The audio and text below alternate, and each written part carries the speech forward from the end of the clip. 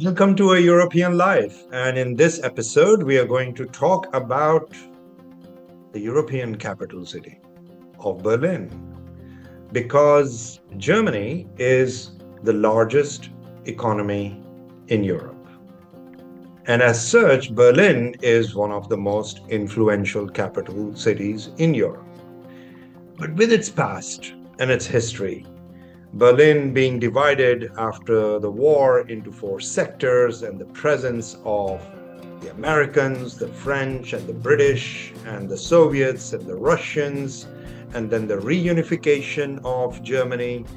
Berlin has an amazing past and history, and it is a city which has seen the influx of the largest number of nationalities from all over the world in the last 30 to 40 years. That makes it almost like today's New York. It almost feels like Europe's Big Apple. So, when a city grows that fast, when it has so much going on, when it has so many different people from so many different backgrounds coming to live there and work there, obviously it creates tensions, it creates confusions, it creates difficulties. So it's a city of contrasts. As a German city, it has its character, and in some ways, it can be a very attractive city for someone to go and work from and be a short term digital nomad or become a resident and build a new life. But it can also offer some difficulties. So we'll do this podcast today with my co-host Elizabeth about Berlin. A few words about myself. I'm your host Ajay. I have been uh, living and working in Europe for almost 30 years. I have been to Berlin over 10 times, maybe over 15 times, mostly for work, but because I've been lucky to have some friends there, I always extended those trips and I explored Berlin as a visitor, as a tourist. I have relatives living there, and it is a very visitor friendly, walker friendly city till it is not. We'll talk about that. But before that, let me introduce my co host, Elizabeth. Elizabeth, a few words about yourself and about Berlin and your experience in Berlin.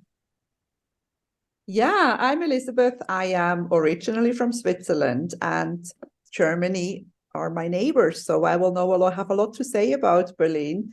I have been living in Cyprus for many years. I am a travel addict. I used to be a tour guide when I was young. I am an interpreter or was an interpreter for many years for the Cyprus and European Police Association. And I work now as a hypnotherapist and life coach. But I am also the director of the Global Women Club Cyprus, again connected to travel. So basically, if I could travel, if I could live in an airport or on a plane, I would be fine. And I have lived in many different countries, and I just love people. I love listening to people and finding out about people. And I think what we're going to do here in this podcast is tell people, give people information that will be useful. And when I was a young tour guide, there was no such thing, and I had to figure it all out myself. And I think these things that we do here are useful, make life easier. Yes. I same here. I was born and raised in India, and when I first traveled, the world was very fragmented. There was still East Germany and West Germany. Every European country required its own visa. Travel wasn't easy. There were no budget airlines. There were only national airlines. You could only travel in certain ways. You had to plan things far in advance. But Europe has changed since then.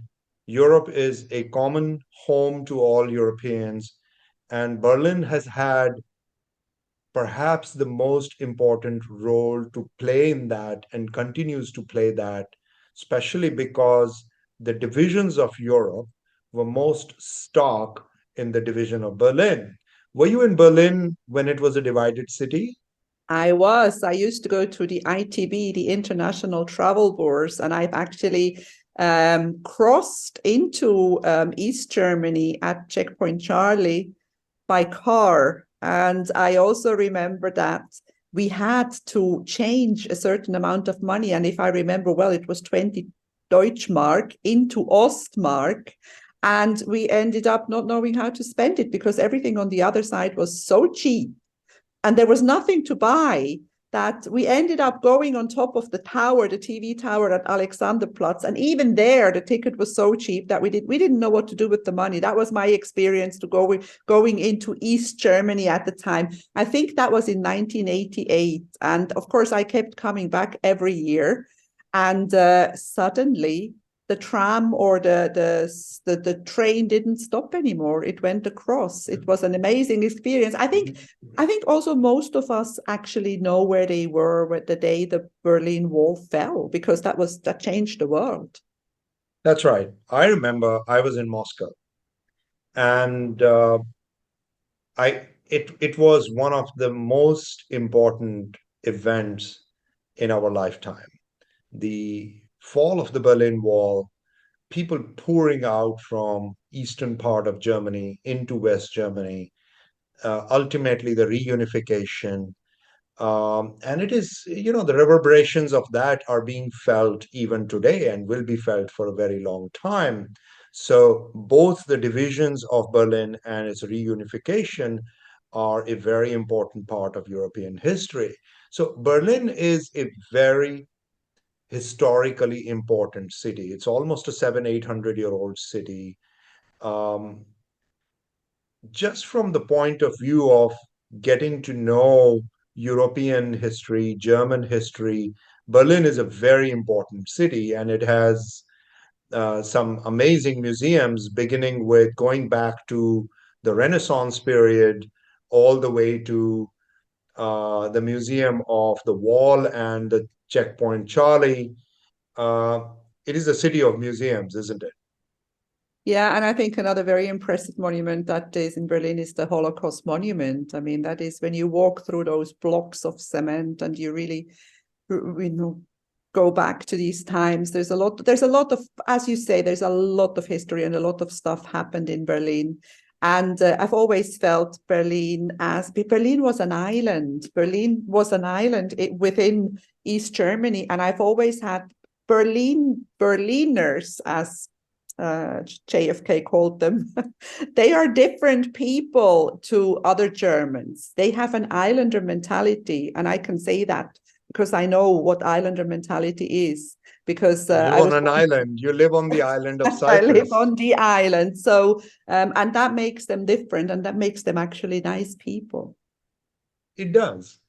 It is a welcoming city, and you can go around Berlin, be in dozens of places, and you will meet people from Hungary, Poland, Greece, Britain, Turkey. US, Turkey, Egypt. You may never even meet a Berliner. You may never even meet a German. So Berlin has become a very open city. It is a city that has, over the last 30 years, in a true meaning of the word, become a European capital because every European feels at home in Berlin. There is something about it, I think. Yes, I think there is something that connects us to Berlin in a way of life, because of what it has gone through, because of what went on there. Of course, also looking back at the war and the sad stories that happened there. There's a special feeling about Berlin. I feel that when I'm in Berlin, and I somehow always, I'm a little bit in awe when I'm there walking around. A certain vibration that I feel. Yeah, it wasn't a victim city. I mean, the torment of Europe, the torture of Europe, the flames and fires of war actually came out of Berlin. So Europe went through that hell, and the Holocaust and all that happened during the war was engineered out of Berlin. It was engineered by a generation of Nazi leaders at the time. But since then, I think what is very important is that the Germans have owned up to that past. And you mentioned the Holocaust Museum, and a whole generation of Germans have learned to take responsibility in their education system for what happened. As a nation, they do not deny it. And it is reflected then in the reality of life there that they no longer exclude anyone. It is a very inclusive city because there is that burden of history on the shoulders of every German. So when you go to Berlin, I'm sure you've been to Bundestag, just on this side towards the Tiergarten, there is a memorial to the Soviet soldier, the Red Army soldier, who liberated Berlin from the Nazis. And there are those Soviet tanks standing there. And no matter how bad the relations, political relations between European Union and Germany with Russia over the war in Ukraine, they still maintain that monument, and they show respect to the fact that Berlin was an occupied city, occupied by Nazis, and it was liberated. And it tries now very hard to be a free city, to be an open city. And in that sense, as a person who comes from Asia, I feel that Berlin is a very inclusive city. So if you are a digital creator, a wanderer, a nomad, irrespective of your nationality and ethnicity, I can say Berlin is open for you. You will feel welcome, you will feel included, you will feel that it is a very diverse city, you will not feel the kind of discrimination which is very common to many European countries and cities, but Berlin is not one of them. Elizabeth, what are the most fascinating things about Berlin that you've observed, you've seen, experienced in the years that you've been traveling there? Definitely the development, of course, how it opened up. That is one thing that was the most fascinating, probably. But also what you said before, you can find every nationality in Berlin. I just came back from New York. That's the same thing, but we're talking about Europe. So you are right. Berlin is a little bit of a big apple of Europe, and of course, for me, it's different because I'm Swiss and I could be German. As I was telling you before we started recording, people will not know that I'm not German until I open my mouth, and then the Swiss accent always comes through. So coming back to Berlin, Berlin is, it's special. I know Germany well, but I don't consider Berlin representing Germany. And of course, what we were saying before as well, history is another story. We're not talking, we don't want to be political here but I felt for German all the years when I have been traveling. Germans have paid a big price for what happened, and it wasn't their fault, And as you say, they have owned up to it, and they are including now, because what we should have learned there, and most of us haven't, is that this should never happen again. And of course, it's happening over and over again. What happened with the Jews in the Second World War? It's happening again, and I don't know if humankind will ever learn. But that's a completely different podcast. Yes, that's a very different story. And the moment we get political, arguments will start flying. And We don't want that. We're nice. if you talk to a billion people about something like that, you will get a billion opinions, won't you? Yeah. So, but yes, you are right. It's a very open city. Before we go further, let's bring in our producer Chiara and talk a little bit about facts of and an introduction to the city of Berlin and what it means to be a Berliner and what is this great story of Berlin. So, Chiara, take us to Berlin. Welcome to Berlin, a city where culture, history, and innovation intertwine to create a unique urban experience. Lately, so many people have been talking about Berlin. So many young people want to relocate there and move there. On TikTok, there's even a specific trend called moving to Berlin with a specific song and all. And you can see how people change after being in the city for a few months, mainly because of the amazing art and culture, and also because of the raving scene and raving culture that the city boasts. The German capital witnessed centuries of change. It started humble as a trading post and then became the heart of political events. Berlin has always been a city of contrast. Did you know that Berlin is 9 times bigger than Paris and has more bridges than Venice? Every neighbor has its own character and shows a glimpse of its rich history and vibrant present. To be a Berliner means embracing a sense of freedom and creativity. This city has always attracted many artists, musicians, and great thinkers. The Berliner spirit is perfectly embodied in the city's street art culture. In fact, the walls of Berlin are actually canvases where you can see how the city is actually diverse and bold. Talking a bit about the history of the city, for sure Berlin can boast a great past, and the main event that everyone associates with Berlin is for sure the fall of the Berlin Wall in 1989, which marked the end of the Cold War and symbolized the triumph of unity over separation.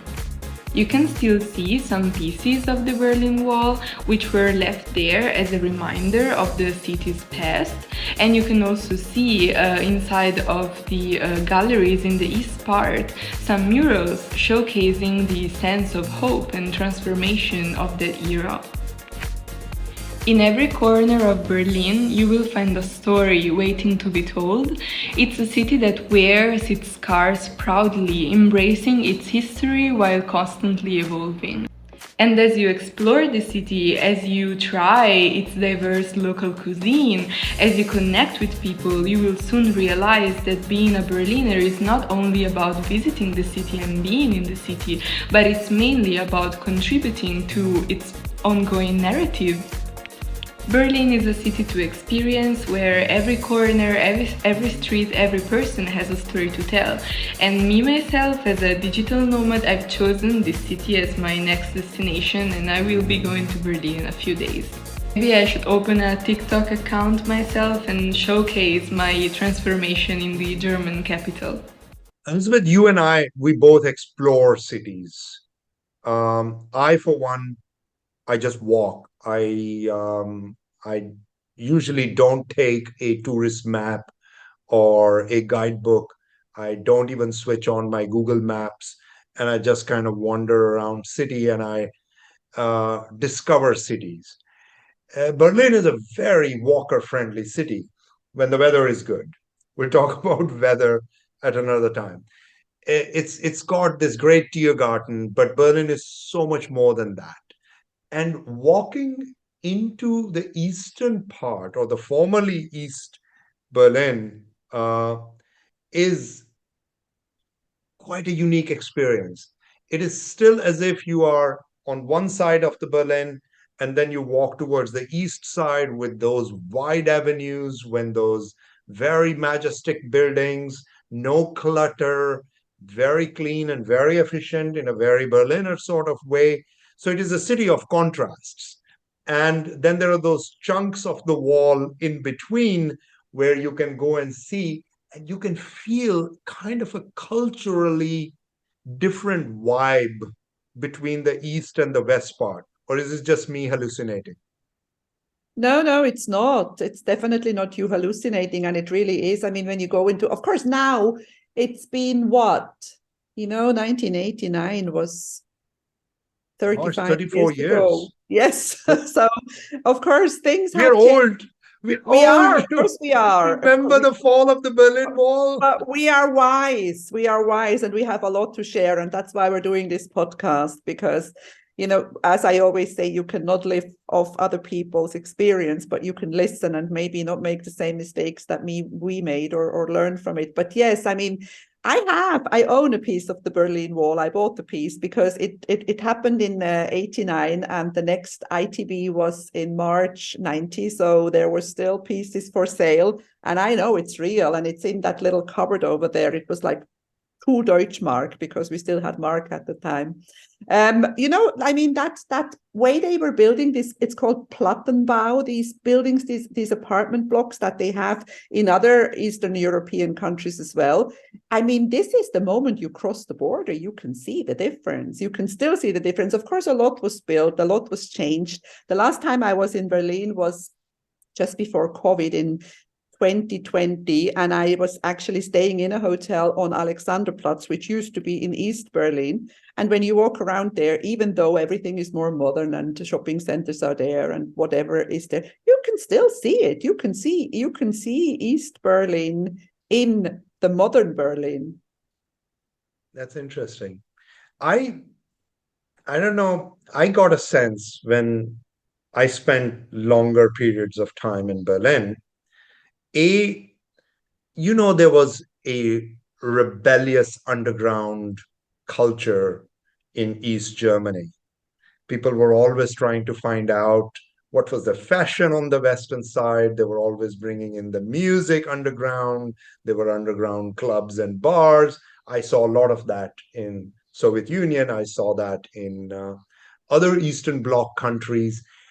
That rebellious spirit kind of, I got a feeling when you go to some of the parts in Eastern Berlin, that it has survived, and that is very charming, and that is very attractive. That it has some kind of still an underground culture, some kind of a rebellious culture, and that attracts people from all over the world. And it's one of the reasons Berlin is so attractive as a city, not because it's a very rich city, because it's a powerful city, as I said in my introduction, not because Germany is the largest economy in European Union and all of that, but because Berlin is a rebel city, because they were always rebels uh, in their own way, and that culture survives. So that was one thing that kind of struck me.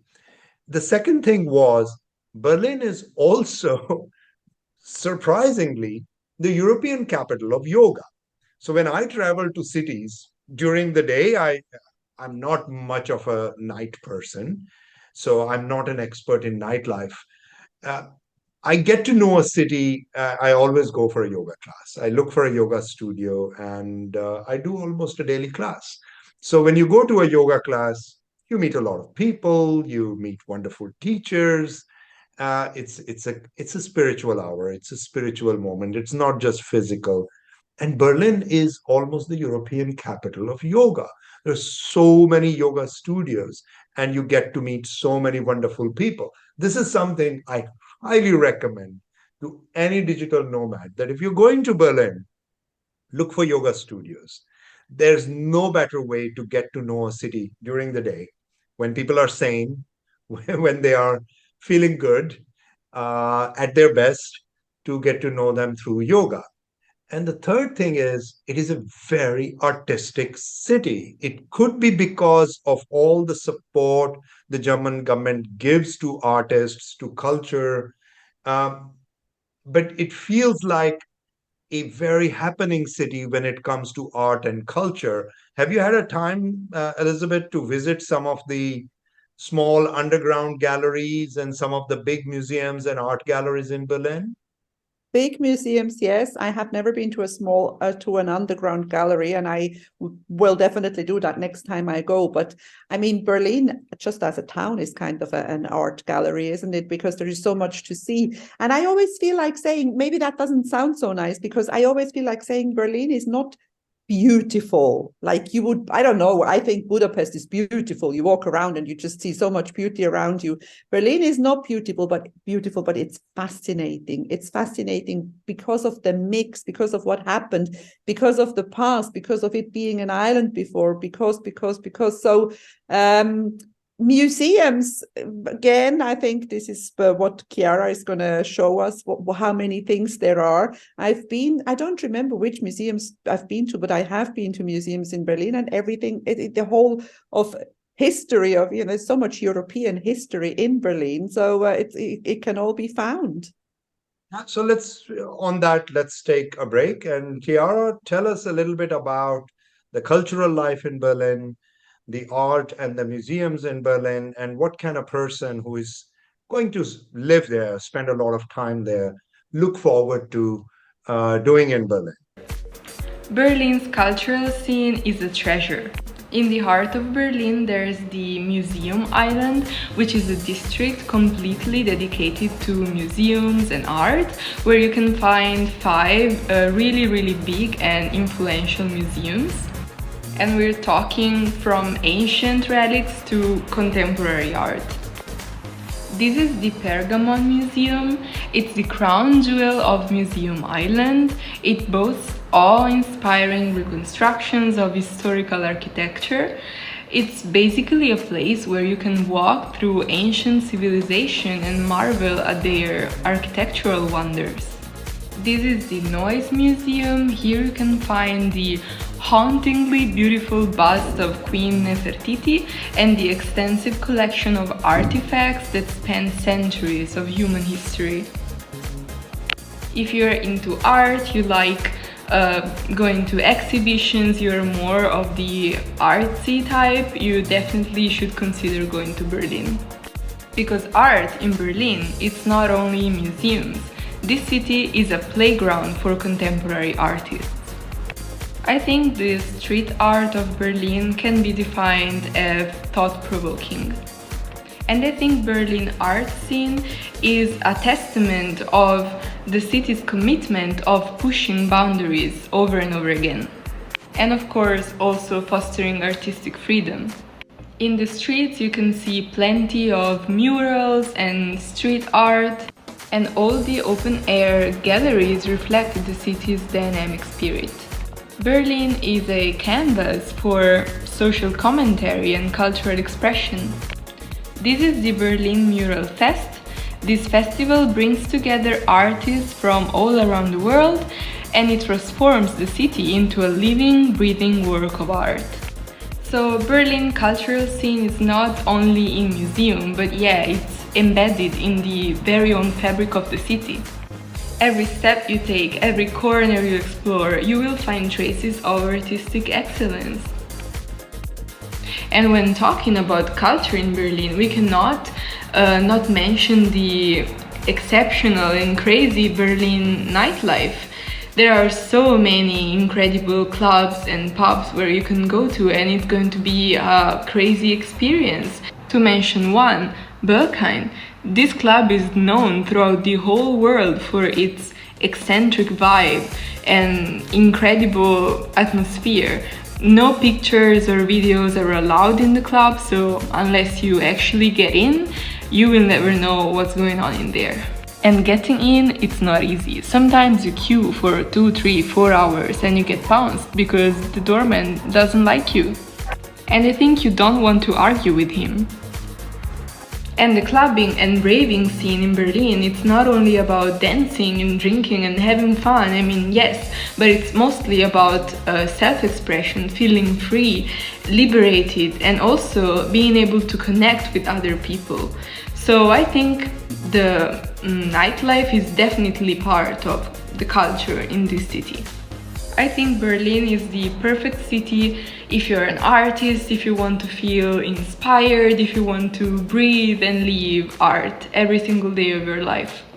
Berlin cultural scene promises a journey of discovery and inspiration.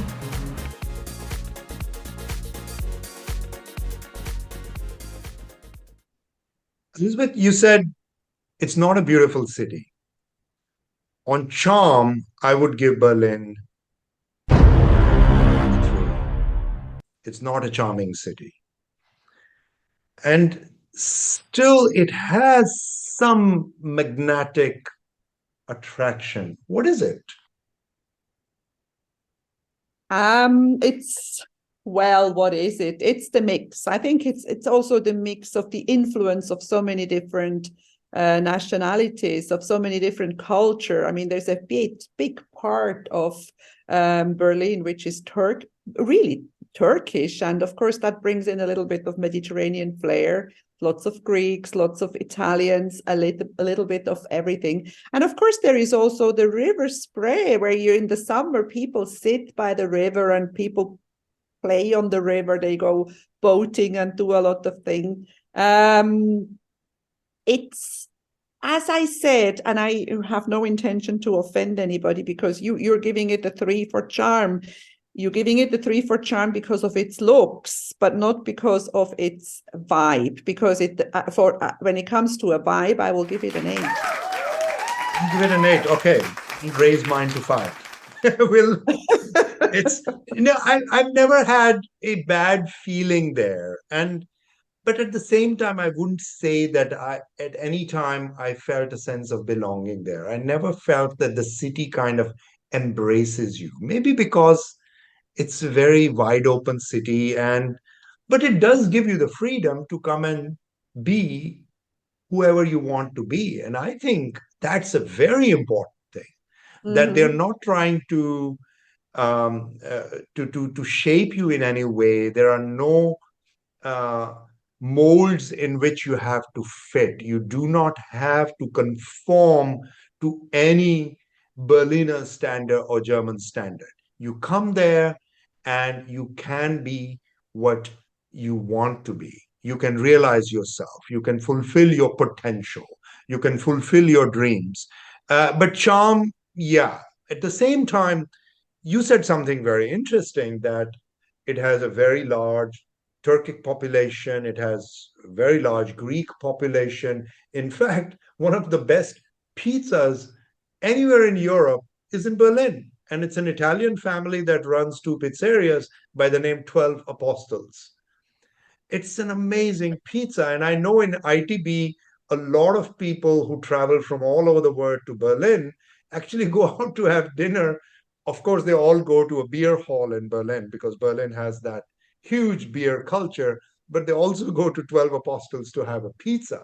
So, yes, it has diversity of food and dining experiences because, again, there's a very large ethnic representation from many parts of the world. But let's have Chiara give us an overview of what beer drinking and dining in Berlin is like. Chiara, take us to a food tour and a beer drinking tour of Berlin.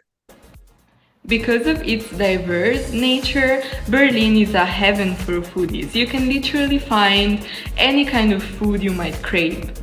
You can try traditional German food.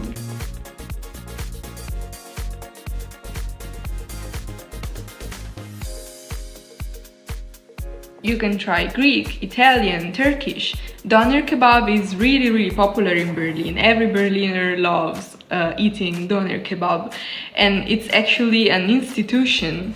This is Mustafa's kebab. You go out at night drinking something, you have to try this kebab. It's an experience that you must try in the city. There's also some food markets, for example the Turkish market and the Markthalle 9 market. In these markets you can find anything from artisanal cheese to exotic spices. But Berlin's culinary scene is also marked by innovation. You can find so many creative and innovative eateries throughout the city. I think it is safe to say that in Berlin, chefs push the boundaries of taste. For example, there is an Israeli restaurant that serves breakfast 24 hours a day. It's called Benedict. If you have a sweet tooth, you definitely have to try Coda. It's the first dessert bar in Germany. You can have a 6-course meal, only desserts, and have cocktails along with it. And in the German beer garden, there's a brewery which serves beer from the tap. Do you want to eat French fries with Sicilian caponata on it? You can have it in Berlin. You just need to go to Goldie's and you can have that.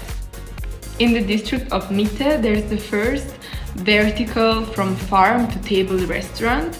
They grow their vegetables like this, and you can just pick them and eat them. And if you're into exclusiveness, you have to go to Shiori, a Japanese restaurant which only serves 10 people every night. So I would say that you can look forward to unforgettable culinary experiences in Berlin. This is for sure. Elizabeth, you're Swiss German.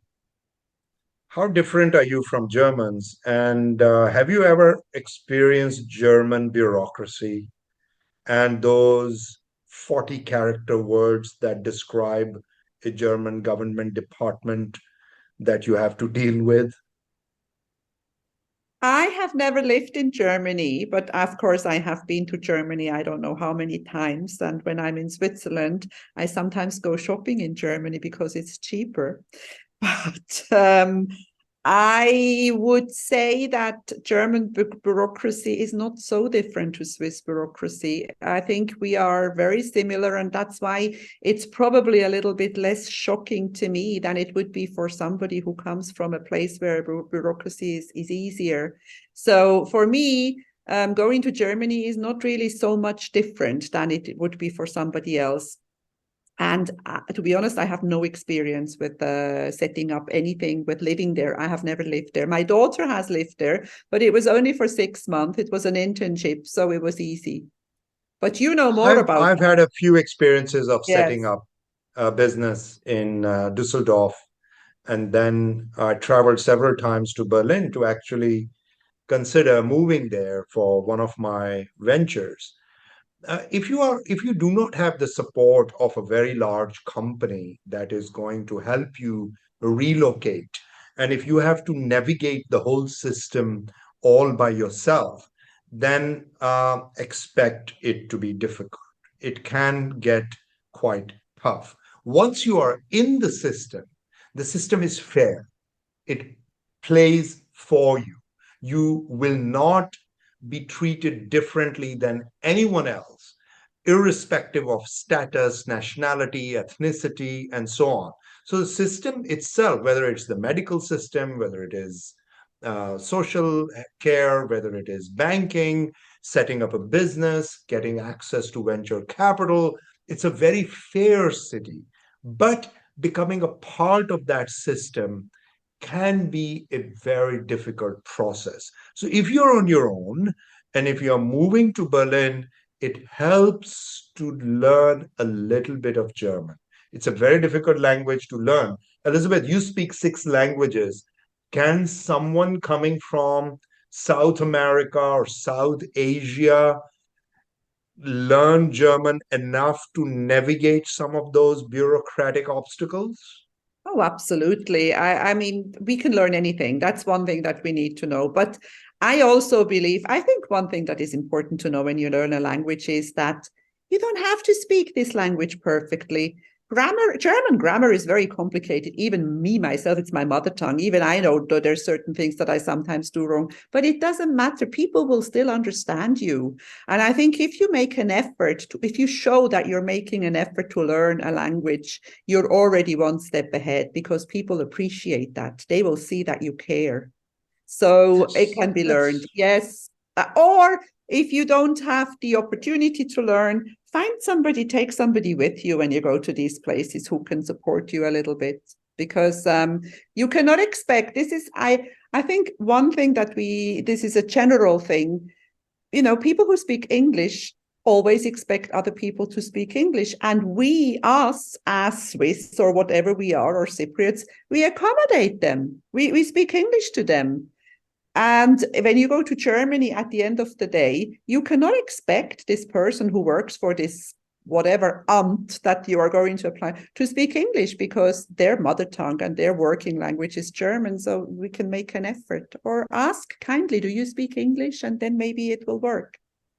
I think I totally agree with you. So I see that, for example, a lot of us, especially Indians, we think we speak English. Questionable.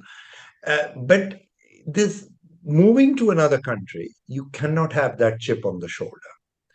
We must make an effort to understand the language and the culture of that country and show some respect. And you said it very rightly, just a small effort goes a very long way because you are demonstrating that you are coming there with respect and you treat them with dignity. And then you can say, you know what, I need help.